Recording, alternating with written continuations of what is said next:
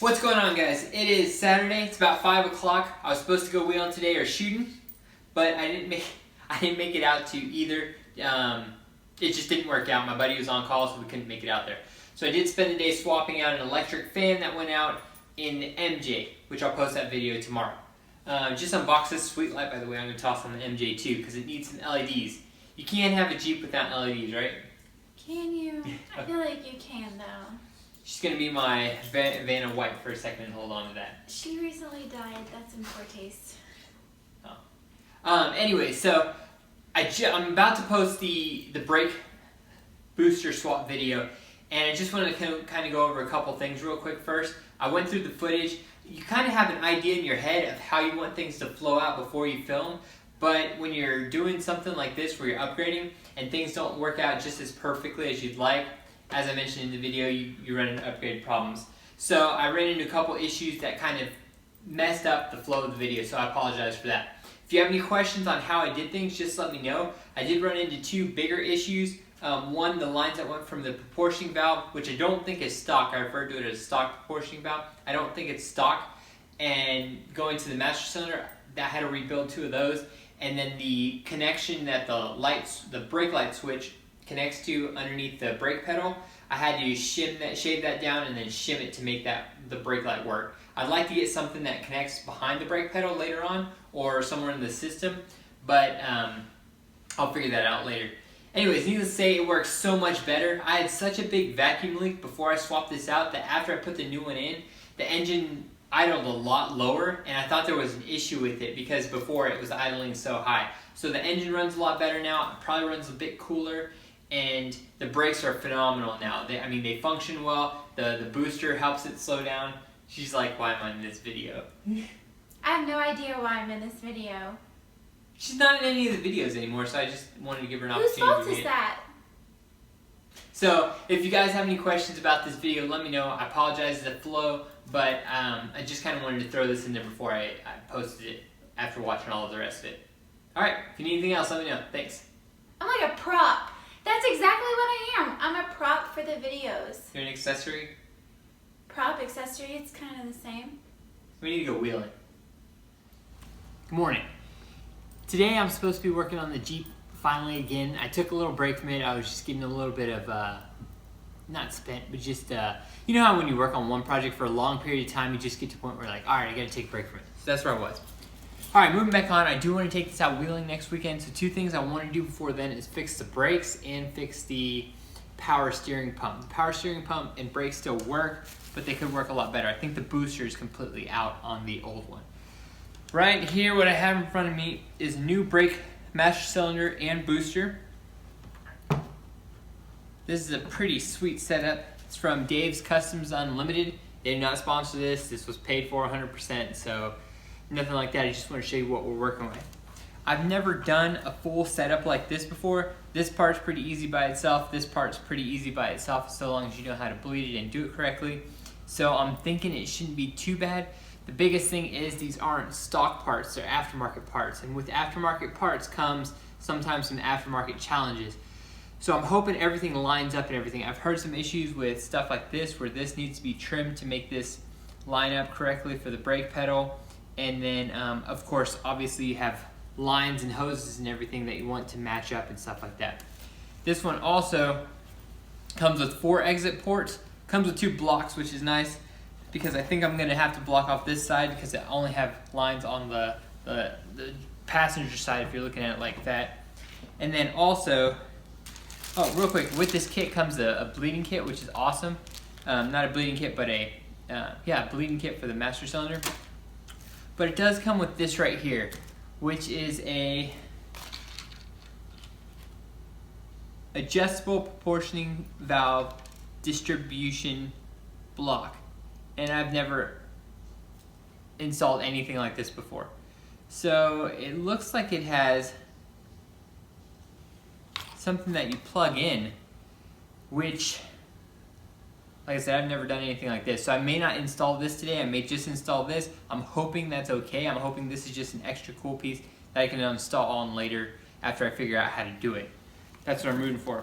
Also, what kind of sucks is this plastic connector is broken, so that kind of sucks too. So another reason why I'm not sure I'm going to install this today. It did come with some extra brake line attachments, which is nice because those go bad and you can reflare them with this. Alright, so let's see if I can put this in and we'll see what happens with it. Wish me luck. Like I said, right now I'm getting a big hissing sound, so I think this is just leaking vacuum, which I'm hoping after I fix this will also make the engine run a little bit better, because obviously if there's a vacuum leak, you're going to have a little bit of a stutter. So I'm hoping if I replace this, not only will I A, have better brakes, but B, get rid of a vacuum leak for the engine. For anybody curious, this is the Dave's Custom Heavy Duty Power Brake Setup for 1984 to 2001 Jeep Cherokee, item number DCUPB-CH2. And then the proportioning valve is PVC-B. These run about 350, these run about 75. So I do want to install this, I'm just not sure if I know how to do it just right now. So that's where I'm at with that. And then of course naturally you have to bleed the brakes. I do notice that this is, oh, it's .3 fluid. I thought it said .5. So that should be plenty good. So I'm going to go ahead and disconnect the master cylinder from the booster. Going to go ahead and bench bleed this to get it all squared away, get all the air out of that, which is an important part. And then hopefully just rip the other one out, put this one in, and easy peasy. We'll see how that works out. I'm just looking forward to better brakes and better vacuum seal. Let's get started. A little bit hard to see, but this is the setup that we're replacing. I got two lines coming in on the passenger side, and also there is the proportioning valve down there. As I mentioned, I'm going to leave the stock one in there for now because I don't know. It may actually fit in that same position, so I may not even have to remove it and change out the brake line positioning and stuff. But let me take a look at it first. Let me get all this out of the way, and I'll see what I can clear up. First things first, I got to get these two lines off and then go from there.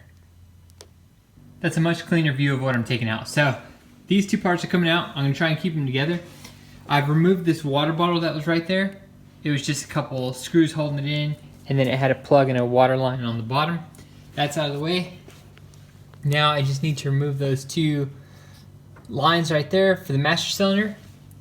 And then there's 4 bolts on the back of this brake booster holding it in, along with the nut that holds it onto the brake pedal. So this is what it looks like on the back. I gotta get these 4 bolts out, undo it from the brake pedal itself, and then the whole system should slide out once I get the 2 lines off. Then I'm gonna set them side by side, compare the 2, and make sure everything jives up from there. One thing you do have to take note of is the distance from here to there. Make sure it's the same. This is adjustable though, so I shouldn't have a problem measuring that all out. I think I may have to open this hole up a little bit more, but that's pretty much it. We'll see how it looks though once I get it out. Also, quick fun fact while I'm in here, check out all that oil in that air filter. This whole side right here is just completely covered. I've been trying to figure out where my oil is going to, and I think I'm just getting a lot of blowback from there, so I might look into what's causing that and why, and if I can fix it before I do this engine swap. See if I can keep this one running for a little bit longer. And there she is out of the way. My only concern at this point is this one seems smaller than the new one. It's just a little bit smaller threads. I believe this one looks thicker. It absolutely is. So I'm gonna have to figure out how to do that and transition that over. I might have to get a new one right here, rebend it, which will suck because I don't want to have to deal with that. This is what they look like. Single diaphragm, dual diaphragm, a little bit just different shapes and stuff, and obviously just a newer design and should work better. But this is what I was talking about. That hole is smaller, that hole's bigger.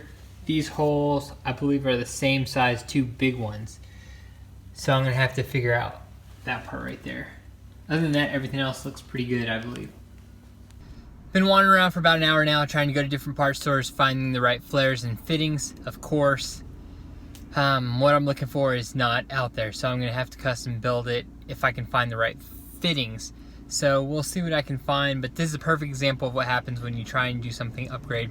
If it's not perfect, didn't always work out. So one side I believe is a 5/16, the other side is a 9/16 inverted threads, whereas the stock one, as I showed you, one side's perfect, the other side though is just too small, so I have to replace the other side, which isn't going to be possible. So story of my life, man. Anybody who's done custom stuff like this or upgraded stuff knows how this works. Try and get this knocked out. Okay, after going all over the place, I realized I didn't have to remake this, I just needed an adapter. So I finally found one. If I'd known that from the beginning, I could have just found it at the first AutoZone. So this is the adapter I needed. It is the BLF-25C. And it went from 3/16 right here to 9/16-18 inverted. So 3/16 to 9/16. And that'll get me squared away with that. So now I just got to put it all back together, fix the brake switch part, and bleed this and bleed the brakes. There you go. Brake cylinders all, our brake booster is on, ready to go. Everything's bolted in. The switch is down inside. I did have to curl this up a little bit to make it fit, but it's in there. I'm gonna go bench blade the master cylinder and toss this all back together. Master cylinder is bench blade. I'm not getting any more air bubbles. Getting clear fluid going through the tubes right here. So I'm gonna go ahead and toss this on now and button this up and then bleed the brake system. And there you go. After a lot of trial and error in 2 days, I actually got it all done. I did have to get a new line right here, make that, because that was a 5/16 and the one down there was like some other odd one, so I had to remake that line. I also had to bleed the brakes a bunch of times. I swapped this old plug. I swapped it from the stock one, from the stock vacuum. The other one just works a lot better. So if you don't have the hard brakes, swap this out and you'll probably get a little bit softer brakes, which is great too. What else? Oh, the brake light switch. This part on the new one, I ended up having to shave this down and I couldn't get it to work out perfectly, so I had to put like a little shim in here and then adjust it just right to make it work. So that was a little bit of a bitch. Took me forever. But anyways, it's all in there. The brake's a lot better. One other thing. So long story short, I got this all done a lot longer than I thought it'd be. I'll try and do a better recap afterwards and give you some tips and tricks from there. But it's in and done.